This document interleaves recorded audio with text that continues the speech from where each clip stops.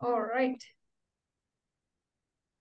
So welcome to our second webinar of the SGAC and SEDS-Canada series. So we have this speaker series every year where we run multiple workshops, and this is our second workshops on celestial settlement. This event is co-hosted by SEDS-Canada and SGAC. So SEDS-Canada is a student-led non-profit organization with the mission of strengthening Canada's future in space by providing post-secondary students with unique projects, research programs, and professional developments opportunities in the Canadian government, industrial, and institutional space sectors. And I'll pass it to Dominic to talk about SGC. Thanks, Sharon G. And Space Generation is a global not-for-profit with over 25,000 members across 165 countries. We believe that the voice of students and young professionals should be heard in creating international space policy, and we work to empower those voices by organizing educational events and bringing forward our members' work at high-level forums like UNCOPUS and the IAF. I'd like to start with land acknowledgement. This presentation, while virtual, takes place across this land that we call Canada, where Indigenous peoples are the traditional and eternal guardians of this land. I'm in Mi'kma'ki, the ancestral and unceded territory of the Mi'kmaq. I encourage all Canadians and visitors to these lands to learn and regularly acknowledge the historic and current relationship that exists between the unceded land on which we live and the First Nations, Inuit, and Métis people. And with that, we'll move to our agenda, our overview of what we'll be speaking about today. First, we'll introduce our panel. Then we'll be talking about celestial settlement today, current challenges, opportunities, and what we could look forward to in the future. Finally, closing and wrapping up. So very quickly, I'll start with a brief overview of what we mean by space settlement. When we talk about space settlement, and people are sometimes surprised to hear that we've actually settled space for the past 23 years, living consecutively on the ISS. But we're not just talking about settling celestial bodies. We're talking about settling orbits, and not just planets, also like the moon. We also mean not just humans settling, and I don't mean aliens. I'm speaking about rovers and robots as a method for human settlement, which is becoming increasingly more prevalent.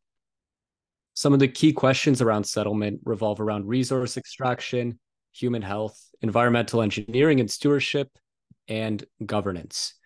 There's also the broader question of why we want to settle space, which is hopefully what this panel will address. I do want to point out two underappreciated aspects. The first being science fiction. Carl Sagan famously said that science fiction led him to science.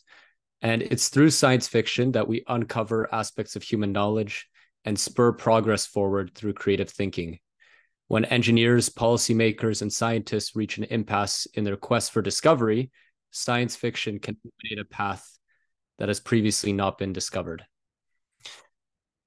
There's also an important note about power dynamics in space settlement.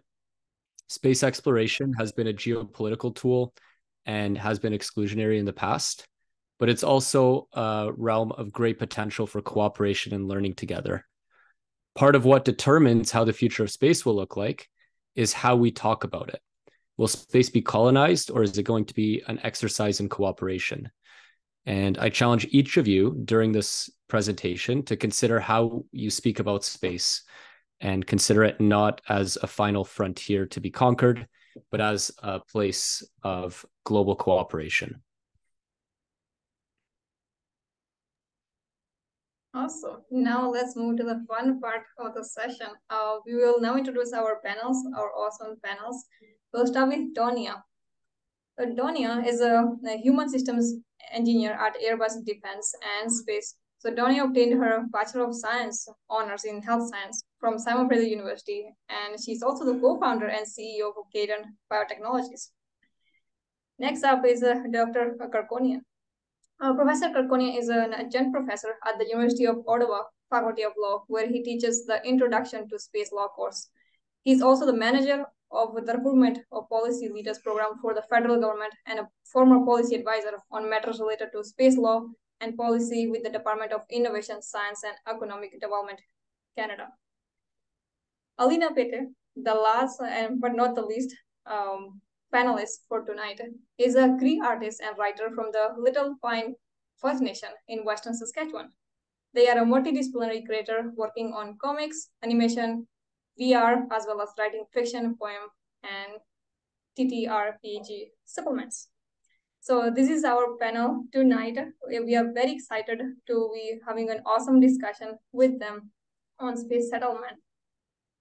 With that, we will move on to our first question for tonight, which is, why does space settlement interest you, and why should humans pursue space settlement? And for that, I will start with Donia. Thank you. And thanks for having me. Exciting to be here, talk about very interesting topics. I think kind of inherently what it goes back to, if I want to just kind of take like a detour back, we mentioned science fiction, and personally speaking, that's what literally got me interested in space to begin with. Where I grew up, there was not much access to any material in aerospace. So my first exposure to space was Tintin Destination Moon. And that rocket that is probably very much not aerodynamic and doesn't make much sense and all that. And so that's kind of, the point for many of us, I'm sure, getting interested in space through science fiction and thinking very much outside the box. Nonetheless, being alive in a time where we can actually make some of those reality, which is really great. In terms, space settlement interests me because the way I see it is that, there is so much more out there, and humanity has so many resources available to it. And it's a matter of, going out there and being able to kind of push humanity beyond our planet, being able to utilize the resources that are out there. And for that, we need to really go and explore. And how it ties to my profession is being able to keep people alive and healthy while doing so. There's one aspect of it. There's the other aspect of it, which I think is the more important one, is to actually be able to be the ones who set this path for the future generation. When the kids that are, super little right now, and they look up to the sky and they say, if they could do it, so can I. There's no reason why I can't do it. So there is the inspiration aspect of it, which for me, it trumps the first reason. But yeah, it's kind of a mix of two.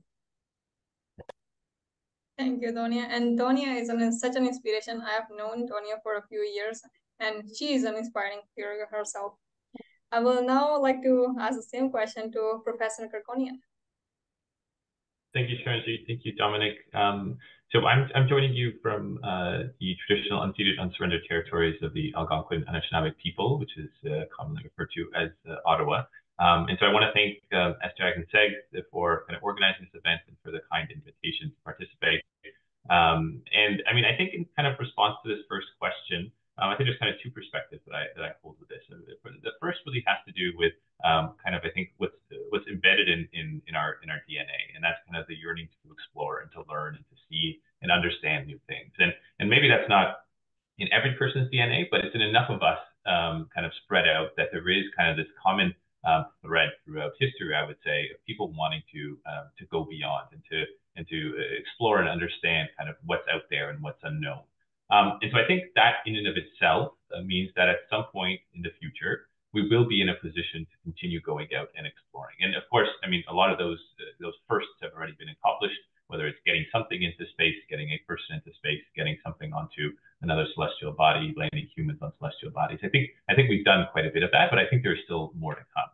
And then I think kind of the second perspective is from a legal, kind of from like a legal or a policy-based perspective. And so when we're talking about kind of going into deep space, or really kind of, settlement in at least a traditional sense of, having a permanent presence on a celestial body, what we need to kind of realize is that these things take time, and they take a long time. And so there's a lot lot of planning that goes into it. And I think what's really unique, therefore, is that we have an opportunity over this stretch of time to really start questioning and trying to figure out what the answers to those questions are with respect to the legal or the policy concerns and considerations.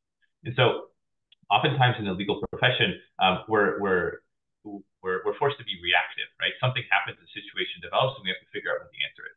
I think when it comes to questions that we can see coming, it gives us an opportunity to really kind of explore them and work through them, and kind of focus on responses that would be appropriate given kind of our aspirations, right? And so I think we can have kind of further conversations. We'll probably get into this panel about kind of what those are and what they may be. But I think kind of, first there's this human kind of desire to go and explore, and I think that's natural and beneficial. And then there's also kind of from the legal policy perspective, we have an opportunity to kind of really sit down and think about what we want to do in the future. Awesome. Thank you so much, Professor Gregorian. And now I would like to ask Alina. Take it away. Tanse there, everybody. I am coming to you from the unceded land of the Kwantlen, Tawasin, and Musqueam peoples, even though I'm not from here.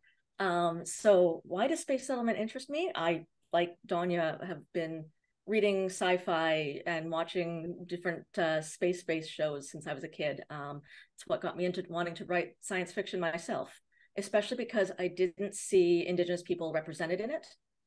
We were always relegated to the past, or in the unfortunate case of a certain couple Star Trek episodes where the Federation was called in to move Indigenous people off of a planet that we had settled in space. I had to deal with the fact that colonization was still a thing even in the future because it was being viewed through the lens of the current times. And so my answer to the second half of this question might need a little bit of prefacing, because I need to explain the lens that I see space exploration through. And probably the easiest way to do that is to start with the concept called etuaptamuk, or two-eyed seeing. This is a traditional sort of view from a lot of Indigenous peoples, but specifically was brought forward by elders Murdena and Albert Marshall, who are Mi'kmaq people who are trying to come up with a way to get more Indigenous people involved in STEM.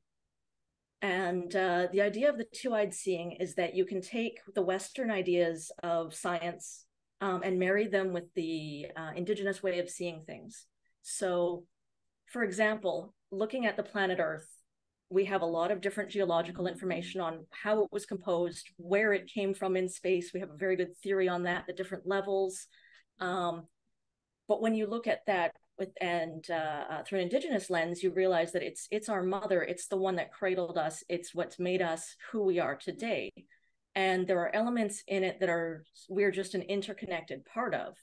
So if we are to leave it, we will need to not just go off on our own, off into space, but we need to bring our microbiomes, all of the plants and animals that we rely on, this vast web of relationships that tie us all together.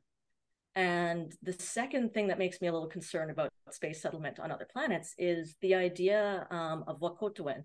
And Wakotewin is a Cree concept of interconnectedness that ties in really well to the Etuaptamuk, two-eyed seeing.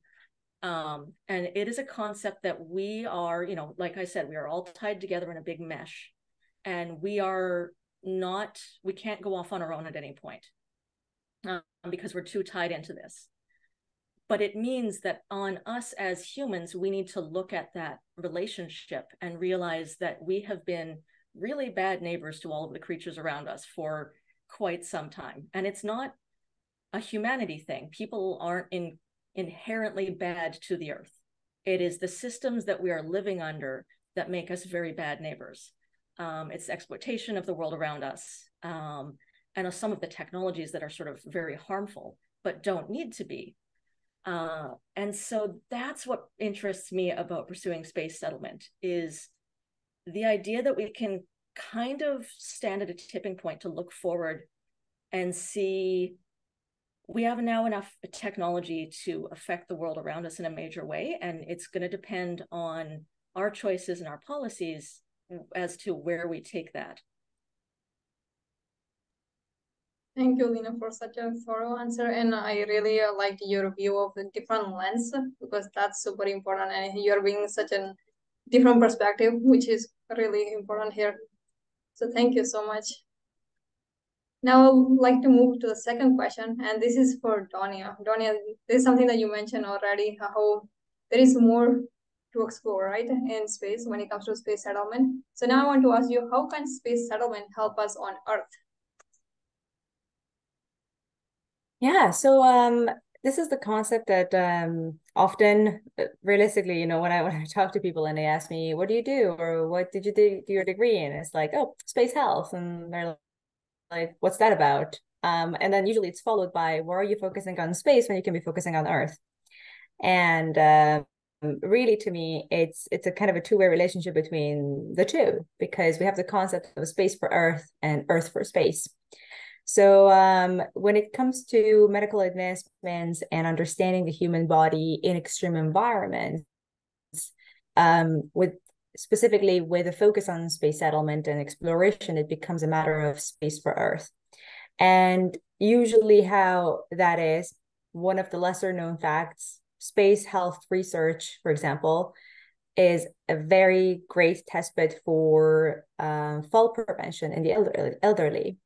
A lot of the research that we do, to provide a bit of background, is typically known, you know, you can just like Google it and you probably see, oh, astronauts, when they go on orbit for 6 months, they're the age 20 years.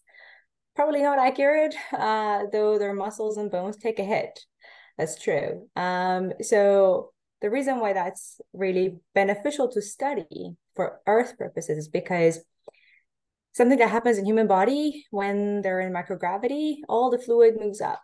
And this is very similar to in the morning when you're laying down, you suddenly have your alarm go off and you realize, oh, I'm late for work. And you get up very quickly and you feel dizzy and you may even just fall back on the bed.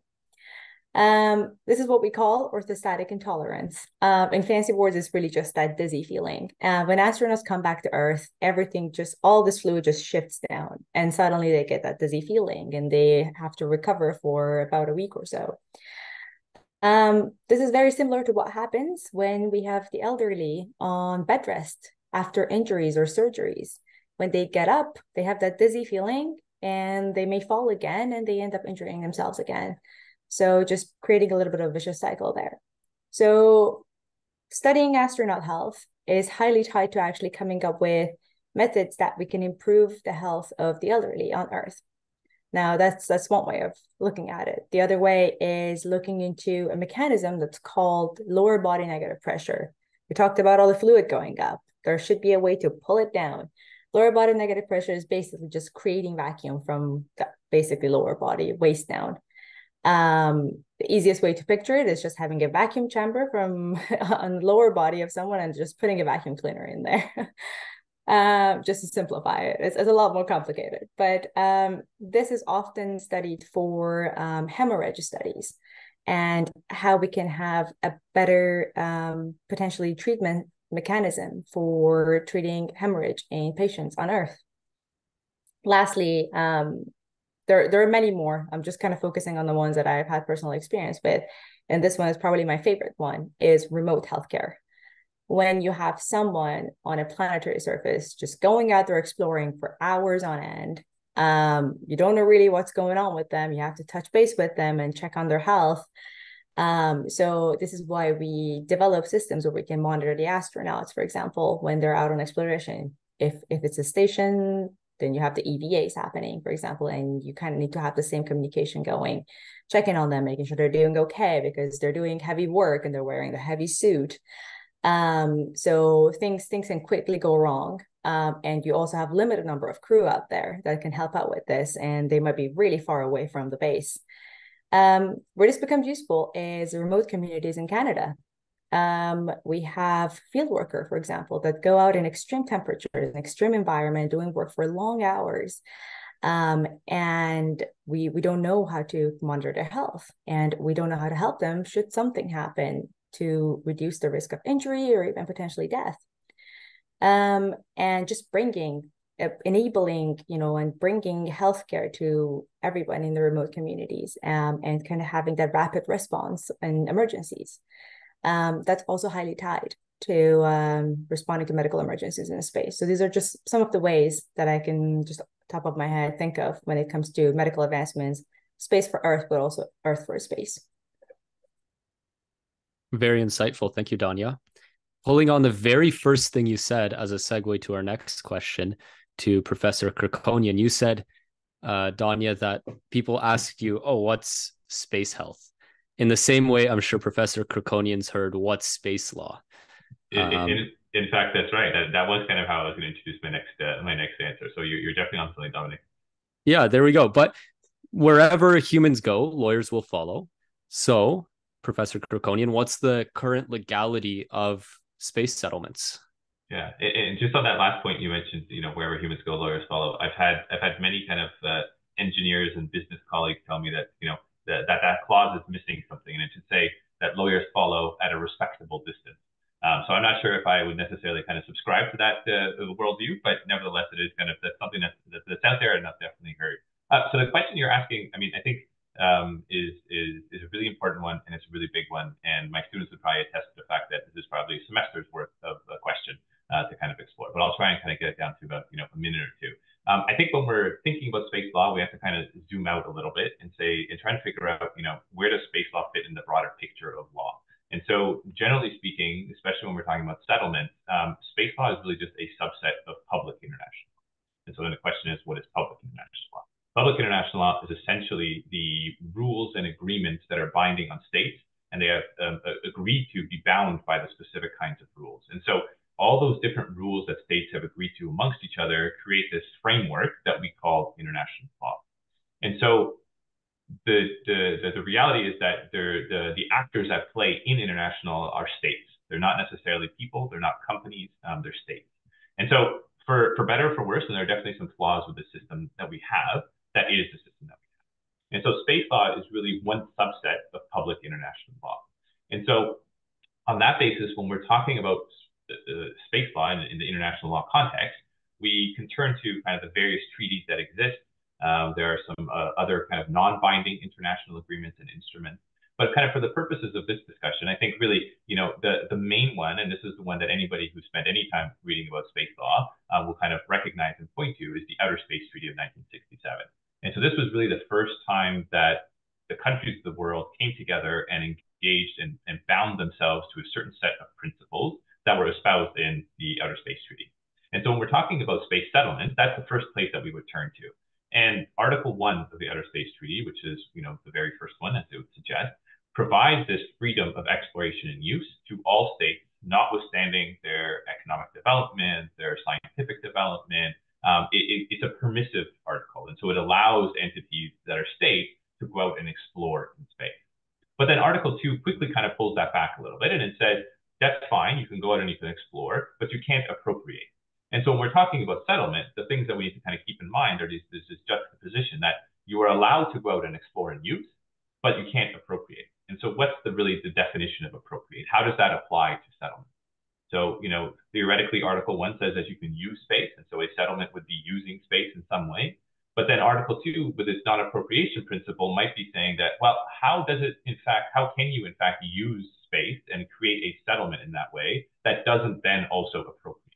And so it really kind of depends, and there's a lot of teasing out and kind of interpretation that needs to happen with these principles. And we go back to the negotiating history of the different parties to really try and figure out what was kind of intended, and then also kind of what is the understanding today and how is it applied today. So I think really, to answer this kind of in the most traditional, with the most traditional kind of legal answer, I think the answer would be, well, it really depends. It depends on your perspective. It depends on your interpretation. It depends on the specific context we're talking about. But by and large, I think what's important for the audience to note is that you are allowed to explore and to use space, but there are certain limitations on that. And non-appropriation is not, it's not the only one. There are other limitations as well, but that's probably the general frame that I would kind of present. Thank you, Professor Kirkonian, and you did a fantastic job of distilling that into 2 minutes. I know that's a very difficult question to answer. Next question is going to Alina, and I do want to, again, draw on what Danya said and how space settlement is offering solutions to Earth problems as well. But Alina, feel free to take this question any way you'd like. What do you find most concerning, and what are you most hopeful for Let's start with the the hope first, because you Yeah. know, start off on a positive note here. It's a beautiful dream, us, you know, leaving the planet, exploring elsewhere, doing, you know, all of those beautiful exploration and science things that are going to be driven by the need to explore. I'm also really, I know that like in the past, all like space exploration has led to significant technological advancements that have a huge impact back here on Earth, and I'm very excited about that, especially with sort of terraforming technologies as like a very far out there thing, but maybe stuff that can be applied to the current climate crisis. That makes me very excited. The downside though is I'm really worried that the dream of leaving this earth is going to lead to us thinking of it as a commodity that can be disposed of when we're done with it. And we've already seen that kind of thought coming in with sort of the neo-futurists, and especially the long-termists, who are putting the moral emphasis on imaginary people that don't exist yet generations down the line. And they're saying it doesn't matter what we do to the people today, as long as there are still people here in a bunch of generations down the road.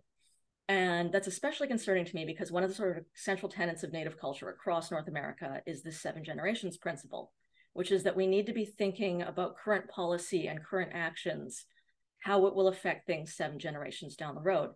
And so it will often get compared to long-termism, but it's like the 7 generations dark mirror is long-termism, because the 7 generations principle puts people today are responsible for those generations later on. But it means that the focus here and now needs to be on us and staying healthy so that those people down the road can be healthy, not on, we don't care about the people who are alive right now, exploit them, do whatever you need to do. This earth is disposable, and the people who are currently living on it are equally disposable. We need to acknowledge that we are interconnected, and there are no disposable people, there are no disposable biomes or resources on this world. We have only what we have. So that's my greatest concern about this sort of thinking.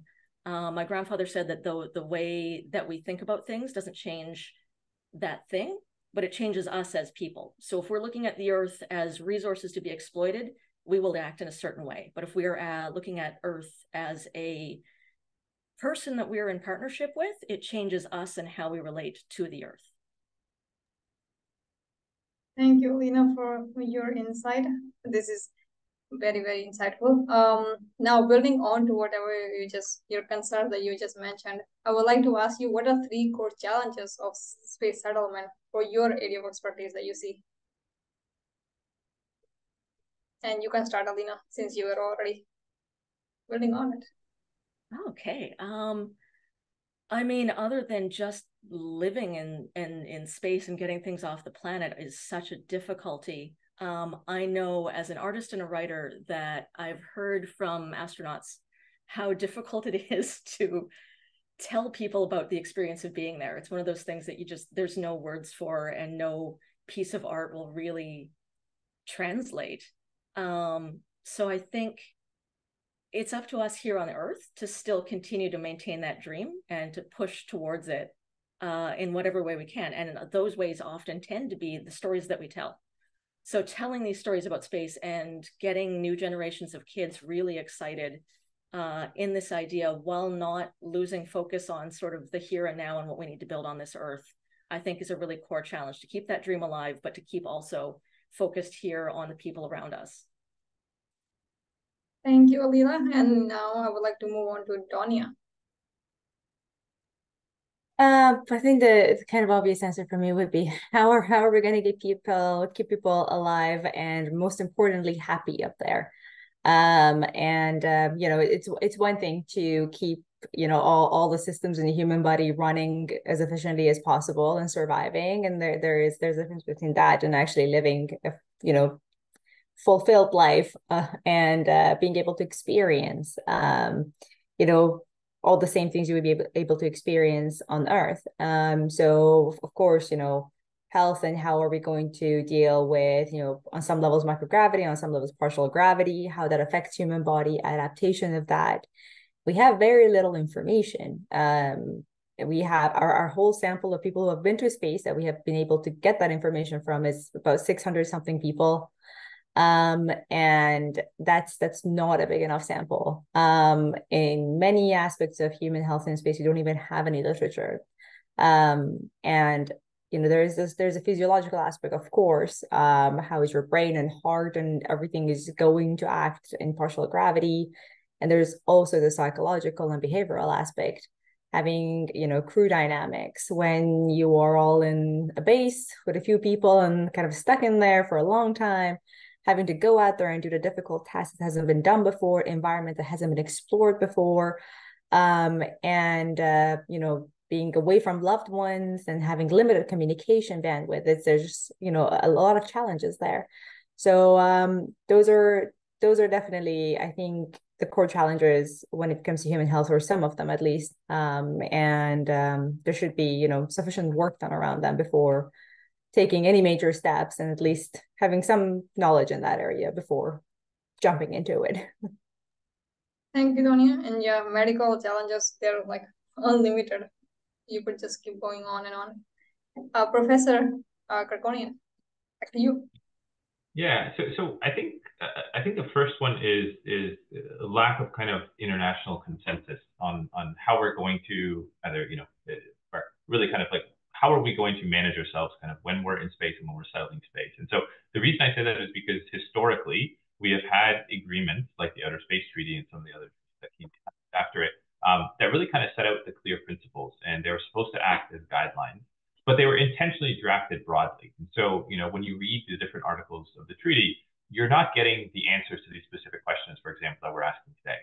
They were meant to kind of guide us in our approach to space. And so the broadness, or I guess the vagueness, if you want to kind of put it a little bit more, cynically, is that it was intentional. And so I think what that means is that now we're in a position, and we have been for some years with different technologies and activities, but when it comes to settlement, we're at this position now where we don't really know what the treaties explicitly require of us per se.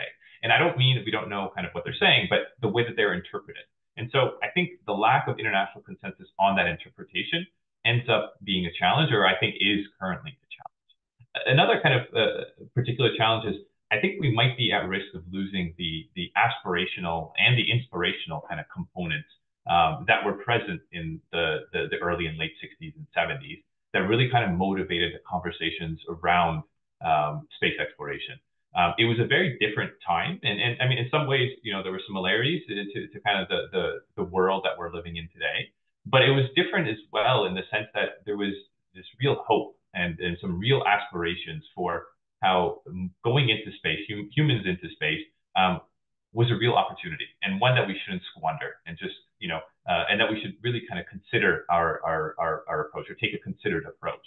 And so I risk that with kind of the current discussions and the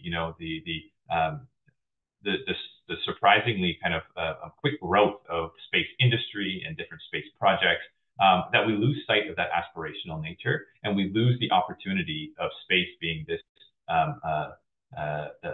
frontier and frontier is probably not the best word, but it's an opportunity for us to kind of try something different, try to improve what we have here on Earth in terms of our relationships internationally and domestically, and try and do something different that's better. And one of the pieces that we see in the Outer Space Treaty is that space activities are supposed to be for the benefit and the interests of all people. And I think there's a very real, justifiable kind of question of, have we lived up to that so far? And if not, what can we do to make that better? Because I think that's also a challenge, is how do we explore and settle space and ensure that the activities are for the benefit and the interest of all?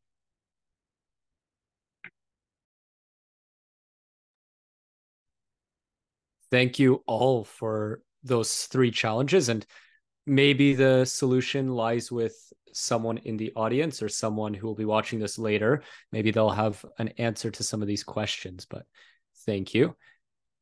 Going to the next question, this is to Professor Kirkonian. Let's wait for Sharanjit too. There we go. I want to drill down into, and drill is used as a pun intentionally, into an actual practical problem with law. And you mentioned this with appropriation a little, but what does the framework for resource utilization require? Because resources will be part of space settlement, and just like the peaceful cohabitation of planets as well, since settlements will likely be next to each other. If you could just speak to that quickly. Thank you.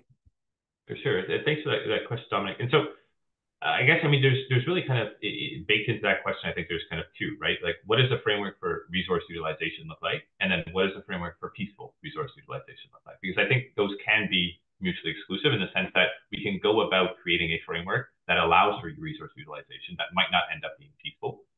But if we do want to entail or kind of integrate the peaceful approach, I think it has to be done specifically. And so kind of, again, echoing back to the Outer Space Treaty, like all, space lawyers do probably too often, this notion that the space is for everybody, that it can be used and explored, and that exploration and use is the providence of mankind or humankind. I mean, really what that means is that we need to agree on how we are going to do these things in space. And part of the reason why I think when it comes to resource utilization or peaceful cohabitation in space is more significant than, say, occupying an orbit in low Earth orbit or in a geostationary orbit, is because there might be some degree of kind of permanence and exclusion, to the sense that if you are an entity that goes and mines part of the moon for the different resources that are there, we can imagine a world in which those resources are no longer there. And so how does that allow for the individuals and entities and communities that come after to be able to also take advantage of those resources if they're no longer there? Depending on how we kind of conceptualize resources, that's another question, right? I mean, the resource, the physical location for kind of observation of the night sky is a resource.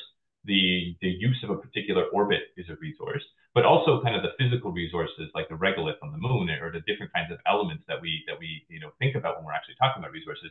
Those are a different kind of resource. And so I think what we need is an agreement and an understanding of how we are going to engage collectively on these different kinds of topics. And it's not necessarily an easy question to answer. And part of that is because of the nature, kind of going back to international law, of which, again, space law is a subset.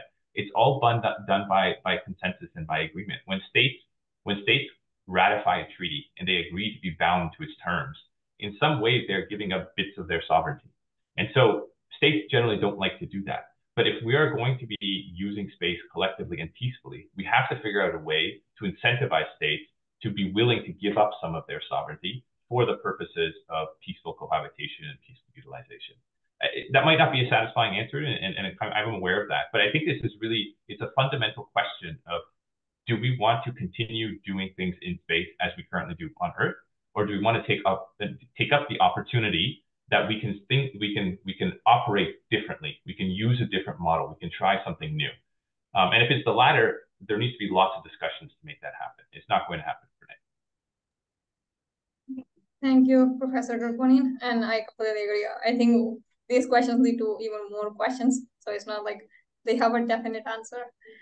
I will now ask a question for Donia. You have mentioned about microgravity a lot today, but I would like to ask you, what are the effects of microgravity on astronauts, settlers, and can these effects be mitigated by artificial gravity, or is there a better solution?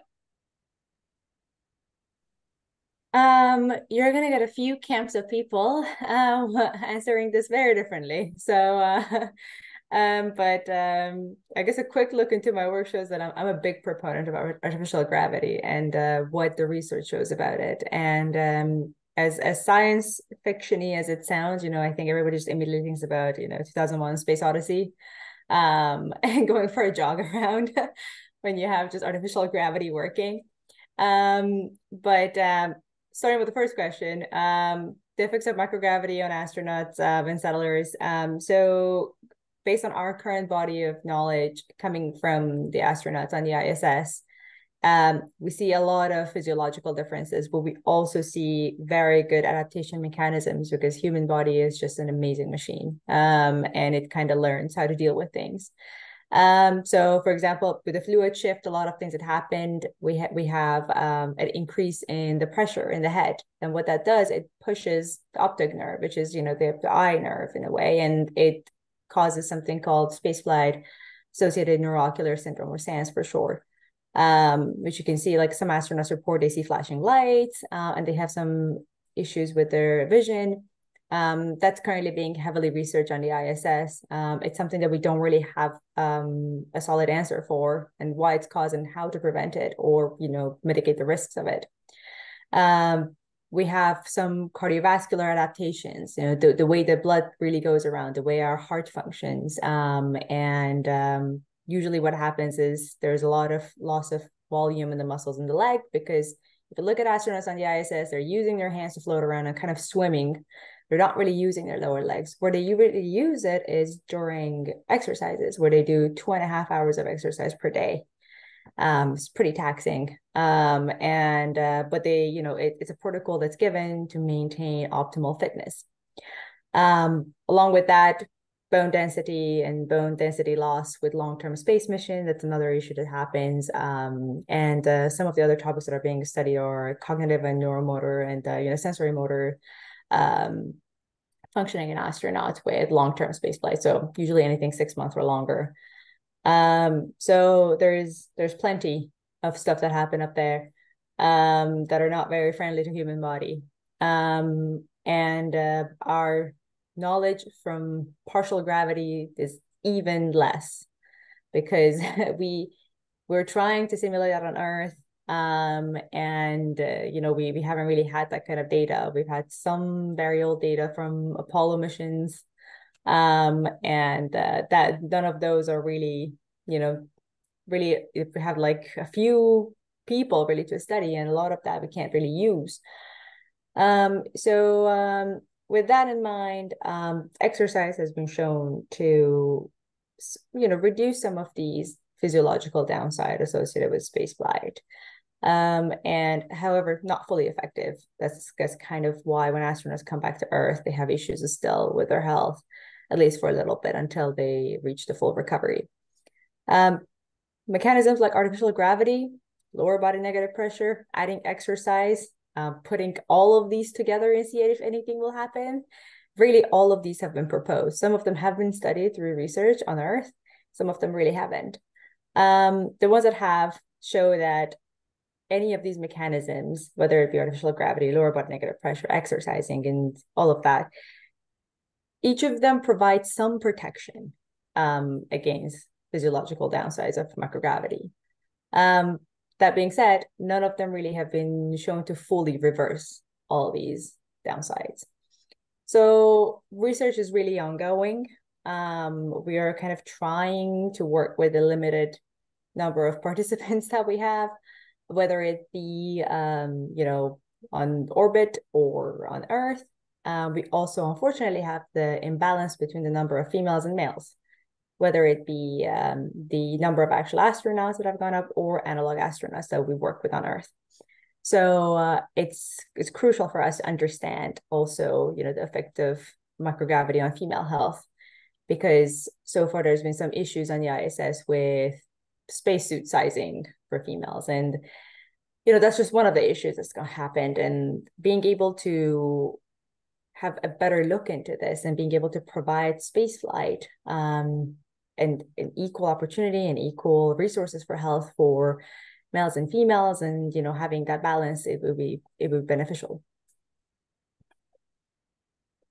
Thank you, Danya. That's very insightful, and it's very true that I think some of the lack of studying comes from the gender imbalance in astronauts historically, right? I think we're on the right track to remedy some of that, but a long way to go still. The next question is for Alina, and it's a big one. You mentioned at the start that we can't go to space alone, and that we'll have to take our way of knowing, our networks, along with us. Professor Kirkonian, in his last answer, said that it's a good opportunity to use a different model than what we have traditionally used to govern ourselves. Could you maybe speak to how you think we can prevent the transmission of our current systemic issues into space? Yeah, absolutely. So I kind of split this one up when I was thinking about it into short-term and long-term things that we can do and need to do. And the short-term ones are pretty straightforward. It's getting better representation of BIPOC folks within STEM fields, especially Indigenous people, because I think we bring a perspective that's really different from the mainstream that gets taught. And that's very, very important. There's been some studies of bringing in Etuaptma teachings within the university, and they're finding it actually raises all of the students' sort of levels of understanding. They don't just get taught the thing and then, regurgitate it back in the midterms and finals. They actually spend time talking about it, thinking about it, how it relates to their life and their culture, and then trading stories about how it relates to their classmates, which leads to a much deeper level of understanding.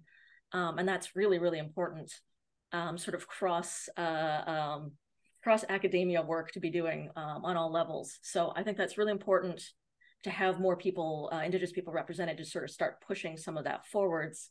Hand in that goes with continuing to decolonize the academy just generally across the board, everything from grade schools to universities. I think it's been really helpful that Canada has started teaching not just residential school history, but sort of the overall arc of colonization within the curriculum, even starting at younger grades. That wasn't taught a lot when I was going to school, but it was something that I was aware of since the time I was 3, 4, 5. Like, we talked about that very openly at home. So then long term is where we start to get a little bit radical. The sort of the top thing I was thinking about was, I was like, okay, a lot of the problems inherent with our system right now are this idea of things as resources and people as a hierarchy being less worthy than other people of the same things that we all need. So capitalism is not a great system for making sure that we have this level of equality towards each other. And we're going to have to start to address that, especially as we move into a future where we're going to need all of us working together to accomplish these things, like going to space. So we need to start having some big conversations with our policymakers and getting a lot more people sort of thinking in this 7th-generation method of going, we're not just beholden to our current constituents who will reelect us in 2, 3, 4 years, but we're responsible to all of the people 7 generations beyond us. That would have led to a very different response to the climate crisis that we are entering the real danger zone of right now. And I think that's the sort of conversations we're going to need to have to be able to work together on the sort of levels that you've been mentioning, legally and extraplanetary. And so that's sort of frequent conversations about where we want our lives to go, our stories to go, whether that's space or staying here. And regardless of what planet we end up on, we need to be good neighbors to the world around us and practice the principles of Wakoto wherever we go. Thank you for that answer. I like how you split it up into 2, short-term, long-term. That makes it easy to understand. We're just running a little low on time, so I'll be mindful of that. But moving on to Professor Kirkonian, and here's where you get to be as prospective and forward-thinking as you can be. But what does a effective legal framework for space settlement look like to you? Do we need a full revamp OST round 2?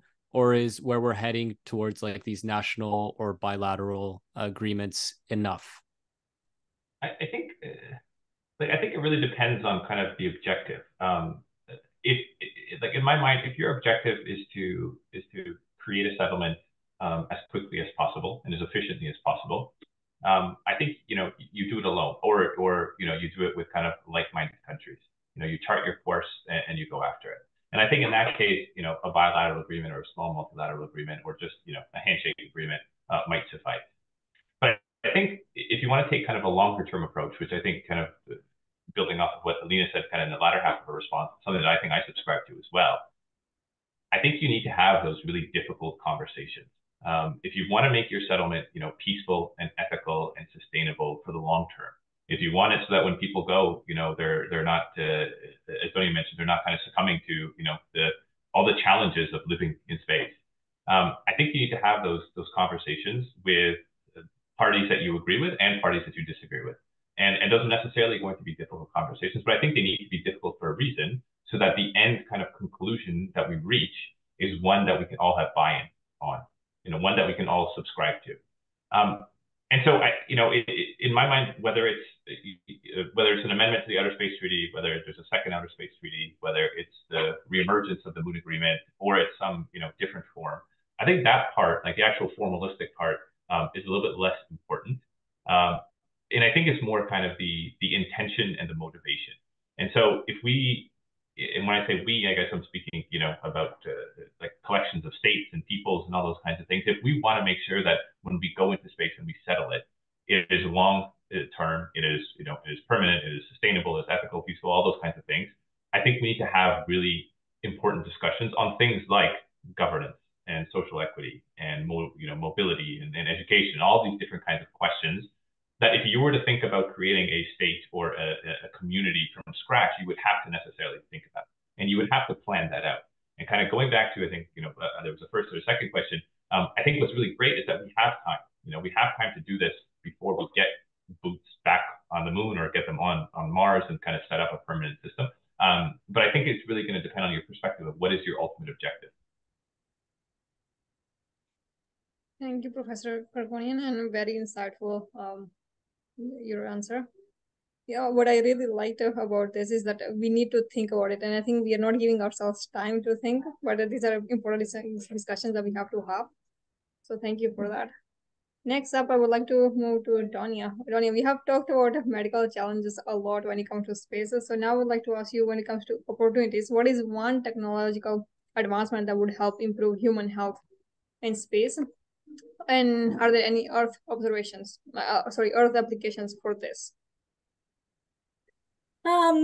It's going to be difficult to narrow down to just one, given how many things can go wrong up there with humans. I would say if I were to pick one system, that would be an effective emergency response, either, biotechnological advancement or procedure. And the reason for that is because of, like I mentioned, the amount of time that humans have to spend in unknown territories and dealing with unseen dangers and things that can happen, and they're going to be really far from their base, and the crew medical officer, for example, we can help them. Being able to make humans autonomous and either patching up the problem where they are and being able to get themselves back, or being able to provide that avenue where the crew medical officer and people can get to them as fast as possible, having foreseen, these problems kind of shaping up and happening. That's going to be key. That's going to potentially save a lot of lives. And the applications of that for Earth, remote communities, field workers, mining is one that is pretty key when it comes to research for space health as well. Diving, these are all areas that people have to work in really extreme environments, high altitude climbing and things like that. So any extreme environment really ties very neatly into space, and being able to provide that biotechnological kind of advancement would really help also people on Earth. And also keeping in mind that the demographic of people going to space is changing. It's no longer your typical fighter pilot that's been training for this their whole lives and pulling 10 Gs and 9 Gs, and it's not that anymore, and it's becoming a lot more accessible. Hoping it's going to be a lot more accessible it is in the next few decades. So holistic healthcare and having everybody in mind and providing that healthcare to everyone that's going to have access to space is going to be key. Thanks, Donia. I think we're getting right to the end of the questions. I have one more for Alina, but feel free, Donia and Professor Kirkonian, if you'd like to chime in as well. What are some concrete steps to make space more inclusive? And then the second one, and I think this is an interesting one, is what is like one Earth lesson that we could bring to space? So I'll start with Alina. Sounds good. I'm kind of reiterating what I said before, but ways to keep space more inclusive, have more people represented in STEM, have a decolonized curriculum. But the Earth lessons I think that we need here to have a conversation about is just the fact that it's going to take absolutely all of us from every single field contributing together to make a thing this big happen. And so we're going to have to kind of go back to some of our stories. Like I'm just thinking about Star Trek's like really hopeful future where it was post-scarcity, The racial barriers were not as much of a thing. Cultural diversity was very embraced and encouraged. Those are principles that we need to take with us wherever we go. And we need to, acknowledge the fact that it's not just going to be humans in space. There's going to be all of these interconnected systems. Like I mentioned before, our neighbors, the plants, the animals, all of the creatures that we're going to have with us, supporting us. We're going to need to talk about how to live in a really good way with them. Thank you, Alina. Danya? I would say kind of, I think Alina did a great job touching kind of on all those points. And I think my answer is actually going to be very much in line with that. I think we're getting better and better, here on Earth on kind of bringing together all fields that could contribute to a bigger picture in a way. And that's kind of the biggest thing with space, I think, for people who are starting to get into it, is how intimidating it can be. And if you're not an engineer, if you haven't gone to school, and you're not absolutely great at coding and doing CAD and all that, all the things that could be really scary to a young person. It's something that I think we should move to collectively in a way. What I like to say is that you can be space anything. It's just a matter of about adding space to what you like to do, make it your own, rather than trying to fit in a box that is not yours, because then you're going to be doing a job for the rest of your life that you really hate. So I think being able to bring that element in and fostering that a lot more and opening more opportunities, getting all hands on board is going to be key. Thank you, Danya. And Professor Kirkonian? Yeah, I think kind of really quickly, we should recognize that it's really hard to go backwards. And what I mean by that is kind of once we've set on a course, no kind of space pun intended there, but once we've set ourselves on a course, it is hard to readjust. And so, I think we need to kind of, the notion that, we'll figure it out when we get there, or, that's something that's not kind of a priority at this point. I think we need to kind of remember that everything is connected, and everything, you change one variable in a system and the whole thing changes. So although you may have, idealistic kind of principles to start, if everything kind of isn't figured out before we start the process, it becomes really difficult to change those variables without interfering with everything else. And I'm not saying, we should slow down our technological development, the innovation, or the advancements and whatnot. But I guess what I'm saying is we should be crystal clear in kind of our motivations and the objective or the outcome that we're seeking, and make sure that that's kind of present, built in throughout. Otherwise, I think we end up in a situation, and we have plenty of examples here, on Earth, where we move in one direction with the hope that we will get somewhere without having thought it through, and end up somewhere else and have, a very, very difficult time to change course.